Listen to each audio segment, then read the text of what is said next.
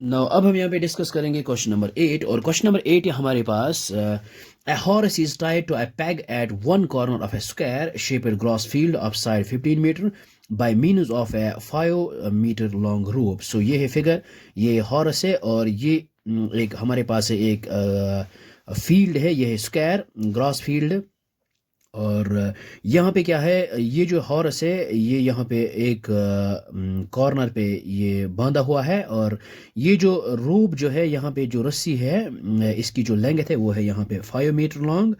और हमने यहाँ पे फाइंड करना है, find the area of that part of the field in which the horse can graze. तो हमने यहाँ पे ये वो एरिया पार्ट फाइंड आउट करना है जहाँ से ये घास खा सके, क्योंकि रोप जो है ये है हमारे पास सिर्फ ओनली 5 मीटर। ये एरिया जो है ये यहाँ पे सेक्टर बन जाएगा, इस एरिया में ये मतलब घास ये घास खा सकता है इसी एरिया में, क्योंकि ये जो रोप है वो हमारे पास 5 मीटर है। इसके बाद ये फर्स्ट पार्ट, सेकंड पार्ट हमने क्या फाइंड आउट करना है, the increase in the grazing area if the rope wire 10 metre long instead of 5 metre. अगर हम रोप जो है ये हम अब 10 मीटर लॉन्ग करेंगे तो इसका जो ग्रेजिंग एरिया जो है वो इंक्रीज हो जाएगा और हमने ये फाइंड करना है इंक्रीजिंग ग्रेजिंग एरिया। तो सबसे पहले हम यहाँ पे लेते हैं, यहाँ पे ये है 90 और ये हमारे पास एक सेक्टर बन जाएगा। तो ये जो है यहाँ से यहाँ तक ये रेडियस बन जाएगा। और तो पहले हम पार्ट नंबर फर्स्ट यहाँ पे डिस्कस करेंगे। सो ये हमने यहाँ पे लिखा है r is equal 5 metre and theta is equal 90। अब हम यहाँ पे लिखेंगे area of that area that can be grazed bye horse, ये आएगा एरिया ऑफ सेक्टर।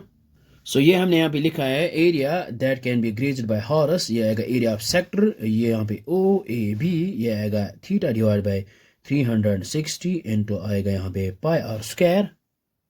और थीटा की जगह हमने यहाँ पे पुट करना है 90 डिग्री, बिकॉज यहाँ पे है 90 कॉर्नर पे एंगल। और ये जो है 360 और पाई हमने यूज़ करना है यहाँ पे 3.14 इंटू आर रेडियस है, रेडियस यहाँ पे 5 मीनस 5 स्क्वायर आएगा 25। सो यहाँ पे 0 and 0 gets cancel out, 9 1 or 9 इंटू 4 आएगा 36। तो 25 इंटू 3.14 को मल्टीप्लाई करेंगे और डिवाइड बाय करेंगे 4, सो हमारे पास आएगा विच इज़ इक्वल टू, सो ये आएगा 19.625 मीटर स्क्वायर। तो अब हम यहाँ पे लेंथ इंक्रीज करेंगे if radius of if the length of rope is 10 metre, यहाँ पे लेना है length of rope is 10 metre instead of 5 metre. तो अब हम यहाँ पे लिखेंगे here r is equal to 10 metre और थीटा जो है वो है 90 डिग्री, क्योंकि ये अब रोप जो है ये हम लेंगे 10 मीटर तो ये ग्रेजिंग एरिया इसका बढ़ जाएगा।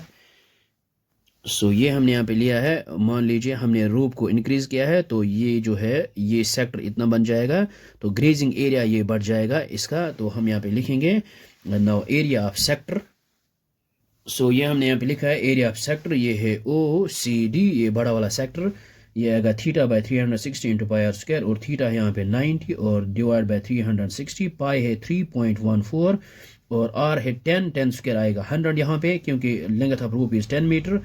सो which is equal to, so यहाँ पे 0 and 0 gets cancel out, 9 1 or 9 इंटू 4 आएगा 36, 4 इंटू 25 आएगा 100। सो अब हम 25 को मल्टीप्लाई करेंगे 3.14, सो हमारे पास आएगा, सो ये आएगा हमारे पास 78.5 मीटर स्क्वायर। नाउ अब हमने ये फाइंड आउट करना है ये इंक्रीजिंग ग्रेजिंग एरिया। तो हम यहाँ पे लिखेंगे एरिया ऑफ सेक्टर, बड़ा वाला सेक्टर ओ सी डी ओ, और इसको सब्ट्रैक्ट करेंगे ये वाला छोटा वाला सेक्टर ओ बी ए, तो we get the increasing grazing area. So ये एरिया आएगा हमारे पास।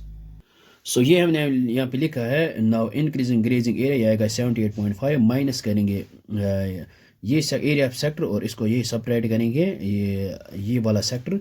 सो which is equal to 78.5 minus 19.625, so हमारे पास आएगा 58.875 metre square. So I hope आपको ये समझ में आया होगा, ये बहुत ही आसान है। So thanks for watching this video.